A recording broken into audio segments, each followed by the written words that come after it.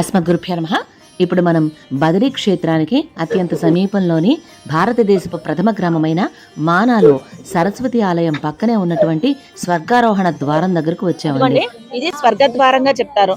ఈ ద్వారం నుంచే పంచపాండవులు వెళ్తూ ఉన్నారు అని, అలాగే వారితో పాటు ఒక కుక్క కూడా వచ్చిందని ఒక్కొక్క ప్రశ్నలు అడుగుతుంటే మధ్యలోనే కొంతమంది ఆగిపోయారు. చివరికి ధర్మరాజు కుక్క మాత్రమే వెళ్తారు. ఆ ద్వారం ఇది.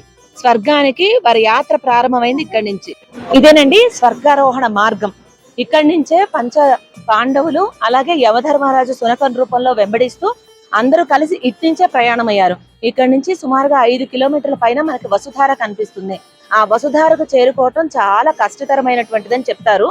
అంటే పైకి వెళ్లే కొద్దీ ఆక్సిజన్ లెవెల్స్ తగ్గిపోతూ ఉంటాయి, మనకి చలి కూడా ఎక్కువ అవుతూ ఉంటుంది. నడకంతా కూడా అప్వర్డ్ డైరెక్షన్ లో ఉండడం తోటి ఎత్తు ఎక్కడం వల్ల మనం ఎక్కలేక కొంచెం ఇబ్బంది పడతాం. అందుకని డోలీల్లో వెళ్లే వాళ్ళు వెళ్తుంటారు, ట్రెక్కింగ్ చేయగలిగేటువంటి ఉత్సాహం ఉన్న వాళ్ళు వెళుతూ ఉంటారు. వసుధార దాటిన తర్వాత అలాగే పైకి వెళుతూ ఉండాలి. అది సతోపంత్ మార్గం అంటారు. అక్కడ ఎటువంటి ఫెసిలిటీస్ ఉండవండి. ఆ సతోపంత్ మార్గం దాటిన తర్వాత స్వర్గానికి మార్గం కనిపిస్తుందని చెప్తారు. పంచ పాండవులలో ఆఖరి వారైనటువంటి సహదేవుడు అండి. జ్యోతిష శాస్త్రంలోను అలాగే నీతి శాస్త్రంలోను కోవిదులైనటువంటి వారు నకులుడు, ఆ చివర ఉన్నదేమో సహదేవుడు అండి. మధ్యలో ద్రౌపది ఉంది. పతివ్రత శిరోమణి అయినటువంటి ద్రౌపది తన 5 భర్తలతో కలిసి వెళుతూ ఉంది స్వర్గారోహణంకి.